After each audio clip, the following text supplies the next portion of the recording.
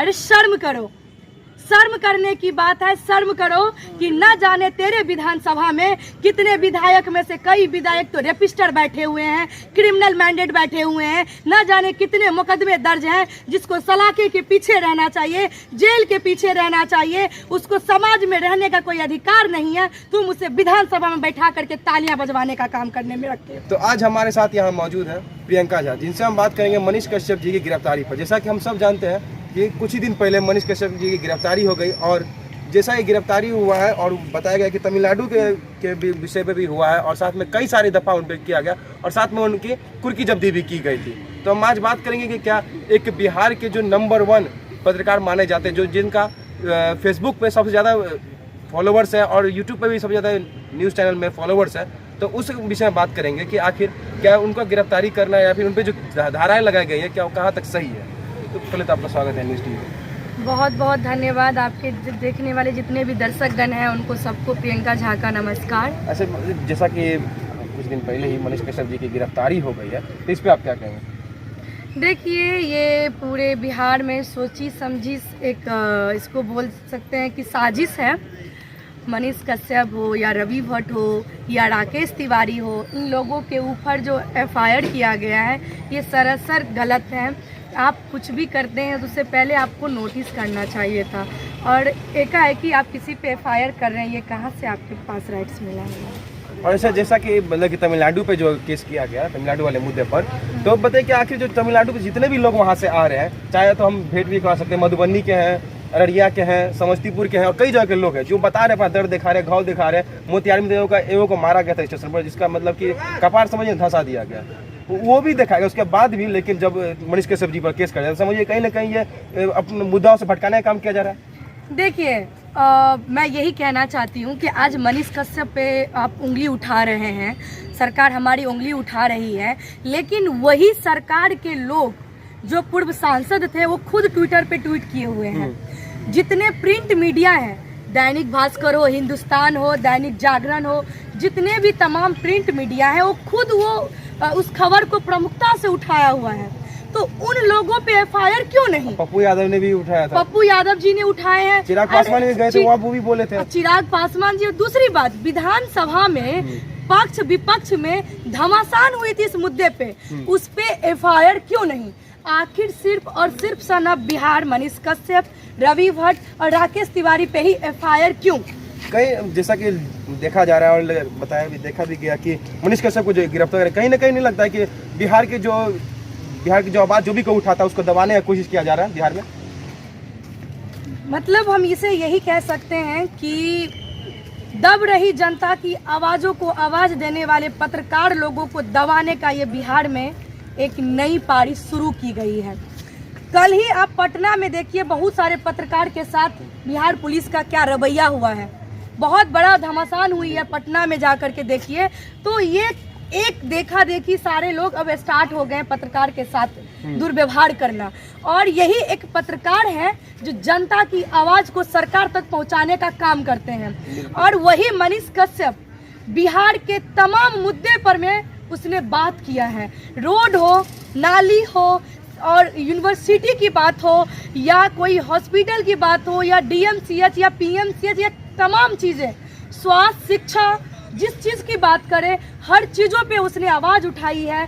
शायद इसीलिए सरकार को वो बर्दाश्त नहीं हुआ, क्योंकि उनकी जो काला कारनामा है वो पूरे बिहार में किसी से छुपा हुआ नहीं है। और वही मनीष कश्यप उसे सामने लाने का प्रयास कर रहे थे, और बहुत प्रयास किया। गरीब घर का बेटा आगे बढ़ रहा था, अपने लोगों के लिए आगे बढ़ रहा था, समाज के लिए आगे बढ़ रहा था। इसमें गलत कहाँ है? वो उस पर FIR आपने किस आधार पे किया? आपका नेता ट्विटर पे ट्वीट किया, आपने उसके लिए FIR नहीं किया, प्रिंट मीडिया के लिए FIR नहीं किया। विधानसभा में आपके पक्ष विपक्ष में घमासान हुई, हमारे मुख्यमंत्री जी ने जो टीम भेजा उस पे क्यों नहीं हुआ? हमारे मुख्यमंत्री जी ने खुद कहा कि समाचार पत्रों के द्वारा हमें जानकारी मिली कि तमिलनाडु में ये हो रहा है, भेजा गया। तो हम ये कहना चाहते हैं कि मुख्यमंत्री जी, तो फिर प्रिंट मीडिया पे आपने FIR क्यों नहीं किया?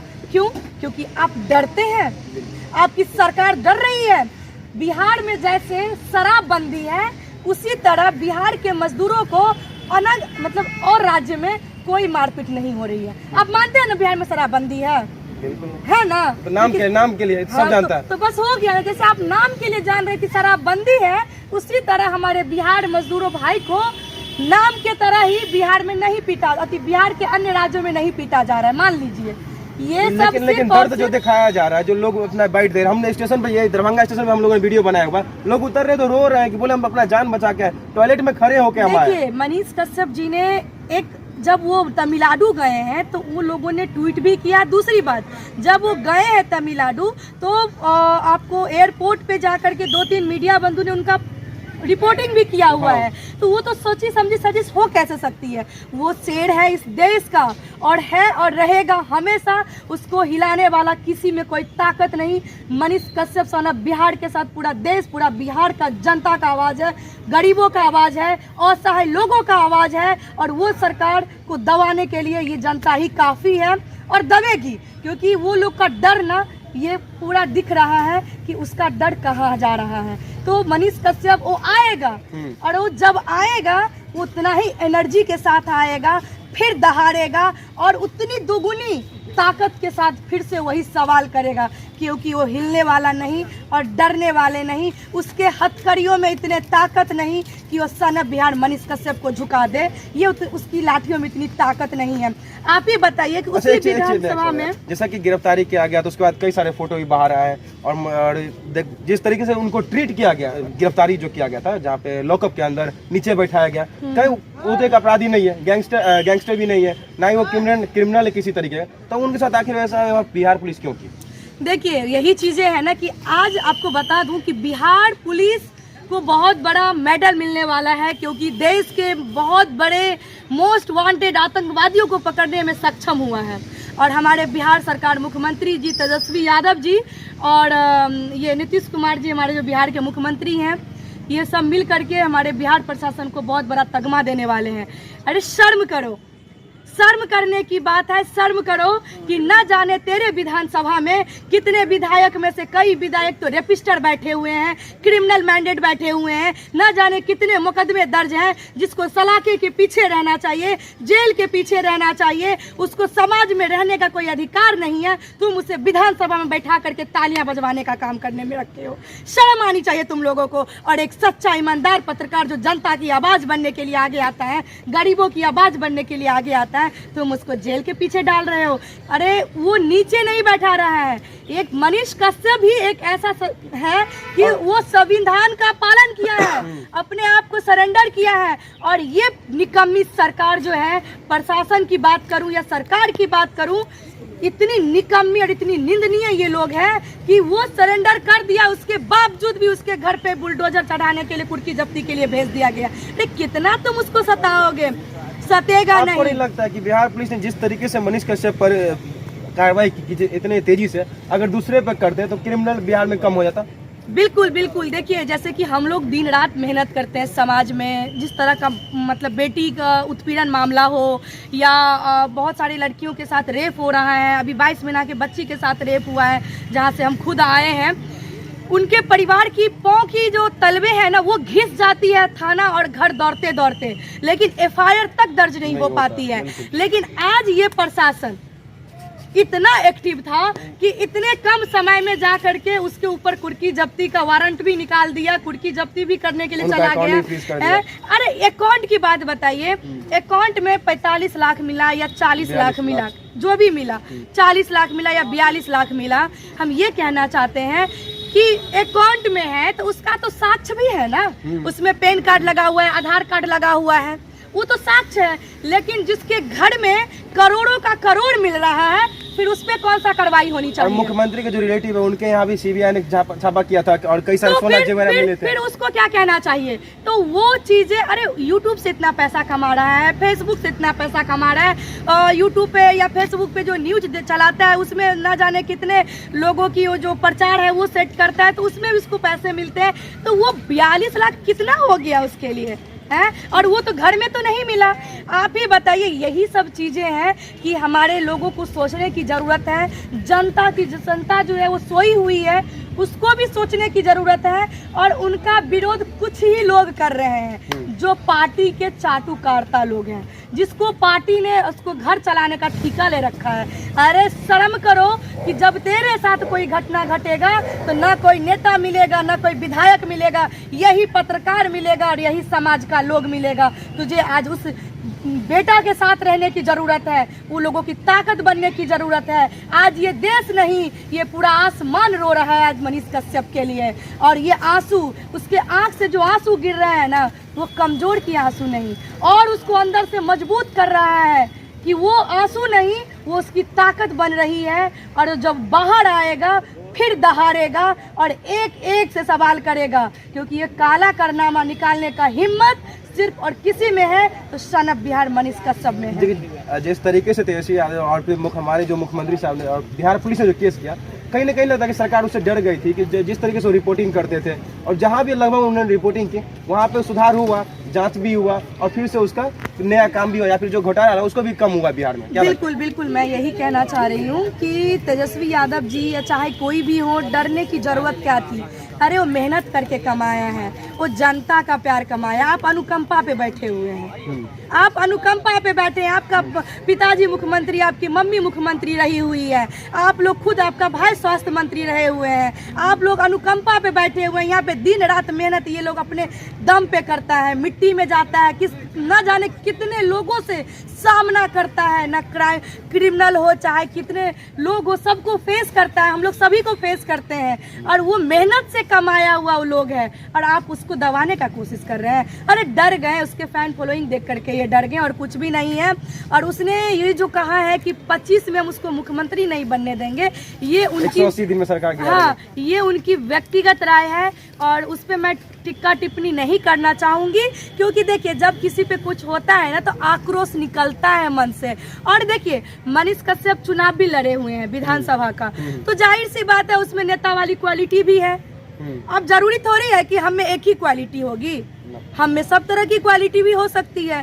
तो वो अपना पॉइंट ऑफ व्यू रखे हैं और उसमें कोई दिक्कत नहीं है। और उसने ये दर्शाया है जनता के बीच में कि तुम्हारे काले कारनामों को और काले चिट्ठे को मैं जनता के बीच 180 दिन में रखने का काम करूंगा, और यही जनता तुझे डिसाइड करेगी कि तुम मुख्यमंत्री बनेगा या नहीं बनेगा। अच्छा, मेरा एक सवाल, जिस तरीके से मनीष कश्यप पे केस हुआ, उन्होंने अपनी गिरफ्तारी सरेंडर किया, जिस तरीके से बिहार पुलिस ने प्रेशर बनाया, और जैसा कि आजकल मैंने तेजस्वी यादव के जो पिताजी उन सब पर जो घोटाला किए थे, जैब लैंड फॉर जॉब स्कैम, जब इन पे जब ये गिरफ्तार अरेस्ट हो सकते हैं, सरेंडर कर सकते हैं, तो तेजस्वी यादव ने क्यों सरेंडर नहीं किया?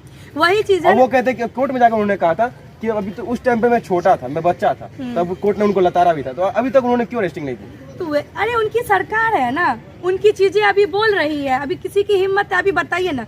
इसका मतलब अभी आप जैसा बता रहे हैं कि बिहार में जिसकी लाठी उसकी भैंस चल रही है। बिल्कुल बिल्कुल, आप देखिए ना, अभी कितना दिन सरकार बना हुआ, कितना बिजली गुल है, देख ही रहे हैं। थोड़ा सा बारिश नहीं हो रहा, बिजली गुल हो रही है। तो देखिए, सरकार जाती रहती है, सरकार बदलती रहती है। वो भी सरकार थे तो क्राइम थी ही, और ये भी सरकार है तो क्राइम है ही। क्राइम कहीं नहीं रुका है, क्योंकि अब लोकतंत्र नहीं, इस देश में राजतंत्र चल रही है। प्रशासन की मनमानी बढ़ चुकी है, और ये तमाम चाटुकारता जो नेतागण है, ये सिर्फ प्रशासन को अपने तलवे चाटने के लिए रखे हैं। चाहे डीएम हो, डीएसपी हो, एसएसपी हो, चाहे थाना वाले हो। कौन ऐसा थाना है जिसको ये नहीं मालूम है कि शराब नहीं बिक रहा है?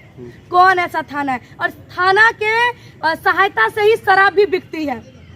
और अभी अगर वो सब टाइट हो जाए तो बिहार में आएगा ही नहीं सर। बिहार में अभी जितना प्रशासन, मैं यही कहना चाहती हूँ बिहार प्रशासन से कि आपकी वर्दी में उतनी ताकत नहीं है कि तुम क्रिमिनल को पकड़ के अंदर में डाल सकते हो, तुम रेपिस्टर को अंदर में डाल सकते हो, और उन भ्रष्टाचार नेता को तुम अंदर में डाल सकते हो, क्योंकि तुम और सिर्फ अपनी वर्दी बेच करके उन नेताओं का तलवा चाटने के लिए बिक चुके हो। और तुम चाटो, तुम ईमानदार लोगों को ही डरा सकते हो। बिहार में और इस देश में तो भ्रष्टाचारियों को Z+ सिक्योरिटी मिलती है, और बताइए, और जो ईमानदार जो लोगों की आवाज उठाते हैं उसको जेल हो जाता है। बिल्कुल यही चीजें हैं। तो कहीं ना कहीं सत्य की विजय होती है और सत्य जीतेगी। सत्य का रास्ता जो है ना थोड़ा कठिन होता है, क्योंकि चलना पड़ता है और सफ़र तय करना पड़ता है। और जो झूठ का रास्ता होता है ना वो लोग यूं पार कर जाते हैं, लेकिन झूठ एक ना एक दिन झुक जाता है। और सत्य का जो रास्ता है ना वो जो चल के जाता है तो बहुत संघर्ष करके जाता है, सत्य जीत जाता है। तो वो जीतेगा और जीता हुआ है। वो कोई क्रिमिनल थोड़ी है जो लोग उस पर हंसी मजाक उड़ा रहे हैं, वो क्रिमिनल नहीं है। अरे शर्म करो, तुम्हारा ही आवाज बन रहा था। आज ना जाने कितने यूनिवर्सिटी पे बैन लगी हुई है राज्यपाल महोदय के द्वारा। क्यों? क्योंकि वो मनीष कश्यप का ही देन है कि यूनिवर्सिटी के अंदर सीनेट में घुस करके और विद्यार्थियों के लिए सवाल उठाया। उन जाकर के विभाग में जाके देखिए, जहाँ पे पदाधिकारी थोड़ी भी अगर डरी है तो सन ऑफ बिहार मनीष कश्यप का ही देन है कि नहीं? ये मानते हैं कि नहीं मानते? और वो बिहार नहीं, देश के हर कोने में जाकर के अपने बिहार के लोगों के लिए आवाज उठाता है और बात करता है। तो तुम उसको हरा नहीं सकते हो, तुम उसको झुका नहीं सकते हो। वो बिहार का नहीं पूरे देश का शेर है और वो शेर निकलेगा फिर दहाड़ेगा और तुम्हें वैसे ही अपने कुर्सी से नीचे गिराने का भी काम हो। अच्छा, एक चीज, मनीष कश्यप जैसे जेल में है तो उनके लिए आप प्रियंका झा क्या कहें? देखिए, सबसे पहली बात, हमारी अभी बातचीत चल रही है हमारी संस्था से और हमारे अभी देखिए क्या है ना कि उनकी जांच प्रक्रिया चल रही है। 14 दिन का रिमांड पे लिया गया है उनको। तो अच्छा, रिमांड पे से याद है कि तमिलनाडु पुलिस भी अभी उनको रिमांड पे लेने वाली है, तो बताइए कहाँ तक सही है? देखिए, मनीष कश्यप जी ने अपने आप को सरेंडर किया है। उन्होंने संविधान का पालन किया है, कानून का रक्षा किया है और जिनको जितनी प्रक्रिया करना है तो वो ईमानदार लोग पे ही कर सकते हैं। तो वो कोई दिक्कत नहीं है अगर तमिलनाडु पुलिस करे, क्योंकि ये सब इन्हीं का देन है, हमारे बिहार सरकार का देन है। वो तो चाहते हैं कि इसको कितना उलझा के हम रखें कि अंदर ये अभी रहे, 24 तक निकले नहीं, लेकिन बहुत जल्दी वो बाहर आने वाला है और इन लोगों से डरने वाला कोई नहीं है। सत्य के लिए हर एक घर से मनीष कश्यप निकलेगा, हर एक घर से माँ बहन बेटी निकलेगी और मनीष कश्यप के लिए आवाज़ निकलेगी। तो हम लोग भी हैं पटना में जाके, हम लोग भी उनसे अभी मिलने वाले थे, लेकिन उनकी पूछताछ के कारण अभी हम लोग नहीं जा सकते हैं, वहाँ तक नहीं मिलने के लिए नहीं जा सकते हैं। बहुत जल्द हम लोग बात करेंगे और उनके लिए हम लोग आंदोलन करेंगे पटना में। तो जैसा कि अभी हमारे साथ यहाँ बात करी थी प्रियंका झा और इन्होंने बात किया मनीष कश्यप जी की गिरफ्तारी पर, और जैसा कि हम सब जानते हैं कि कहीं ना कहीं ये गिरफ्तारी ये बिहार के आवाज़ पे गिरफ्तारी है। जिस तरीके से गरीब का आवाज़ हो, भ्रष्टाचार की आवाज़ हो या किसी भी मुद्दे पे आवाज़ हो, तो अगर सबसे पहले कोई उठाता था तो वो था मनीष कश्यप। तो इस सब के बारे में आप लोग क्या सोचते हैं और साथ में जो गिरफ्तारी की गई है वो कहाँ तक सही है, इस सब के बारे में आप लोग क्या सोचते हैं, जरूर कमेंट कीजिएगा।